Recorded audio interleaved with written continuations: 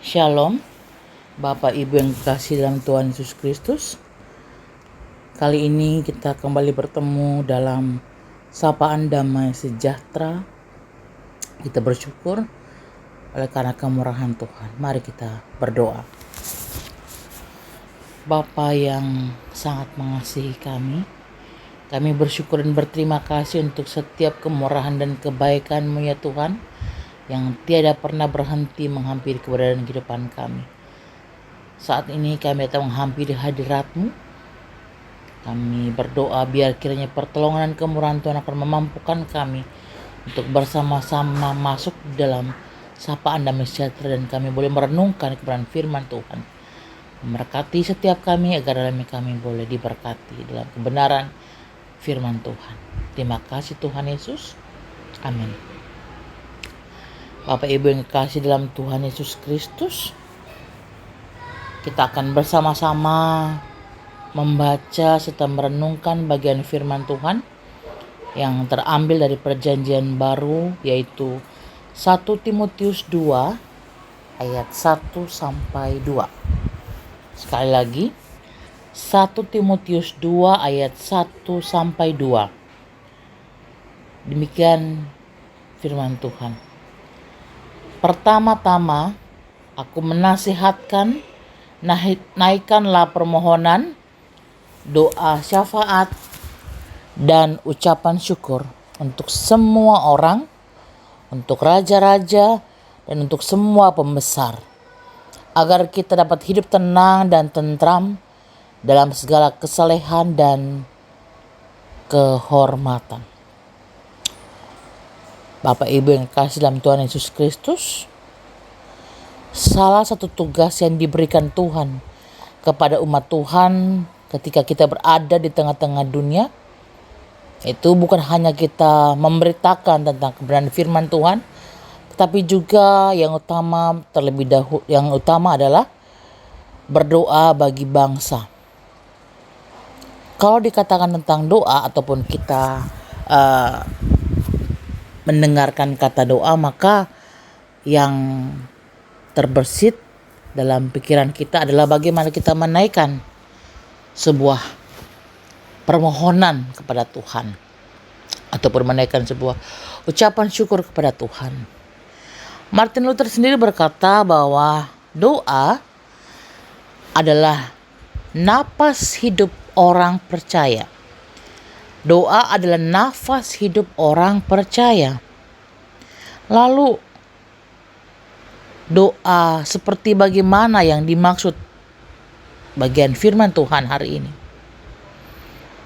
Apakah doa yang mungkin seringkali kita naikkan untuk memohon pertolongan Tuhan atas segala hal yang boleh kita jalani, ataupun hal-hal yang menyangkut kesenangan dan keinginan pribadi kita? Tetapi yang dimaksud dari pembacaan firman Tuhan pada saat ini adalah di mana tujuan awal ataupun yang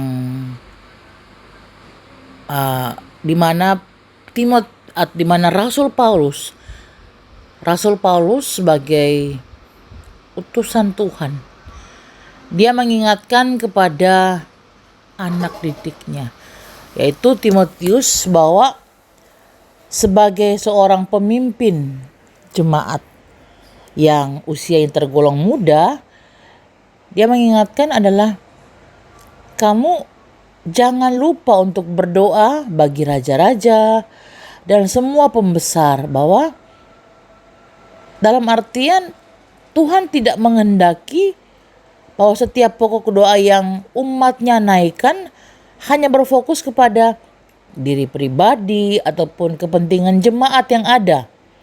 Tetapi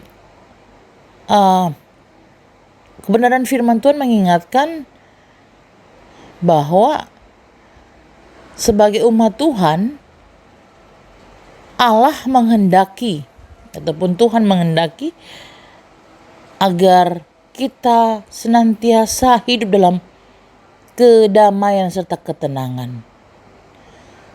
Sehingga dalam semuanya ada kesejahteraan yang terjadi. Lalu dalam bagian firman Tuhan ini, dalam menaikkan sebuah doa ada permohonan, ada syafaat yang dinaikkan kepada Tuhan. Meskipun mungkin kita melihat kejadian yang terjadi belakangan ini, sebuah kejadian yang mungkin tidak mengenakan, di mana umat Tuhan mengalami penganiayaan, tetapi hal yang sebaliknya justru dikehendaki oleh Tuhan adalah bahwa sebagai umat Tuhan kita haruslah untuk berdoa bagi orang lain, di antaranya bagi pembesar-pembesar, bagi bangsa yang dimana ataupun bangsa di mana kita berada, dan tidak hanya berfokus kepada diri sendiri, meskipun mungkin apa yang kita doakan itu tidak ataupun bertentangan dengan hati nurani kita, bertentangan dengan sesuatu yang ingin kita doakan. Tetapi mari sebagai umat pilihan Tuhan senantiasa melakukan bahwa bukan tugas kita bukan hanya memberitakan kebenaran firman Tuhan, tetapi menaikkan permohonan kita kepada Tuhan, menaikkan doa kita, membawa bangsa, membawa pemimpin-pemimpin negara yang saat ini Tuhan sudah izinkan untuk boleh hadir dan memerintah, sehingga di dalamnya tercipta kesejahteraan, sehingga di dalamnya tercipta keamanan. Jadi mari Bapak Ibu sebagai umat Tuhan, bahkan sebagai bagian dari negara ini, senantiasa dengan penuh semangat, senantiasa dengan penuh sukacita kita mau menaikkan doa kita bagi para pemimpin kita, bagi bangsa dan negara kita, agar kiranya kasih setia Tuhan yang memberkati dan juga memperlengkapi di tengah-tengah keadaan dan situasi bangsa. Baik, mari sama-sama kita berdoa.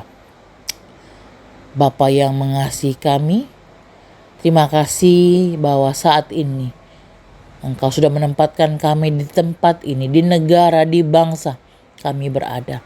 Kami bersyukur dan berterima kasih Tuhan, bahwa semuanya ini bukan suatu kebetulan, tetapi karena perkenanan Tuhan dan pengaturan yang sempurna dari Tuhan kepada setiap keberadaan kehidupan manusia.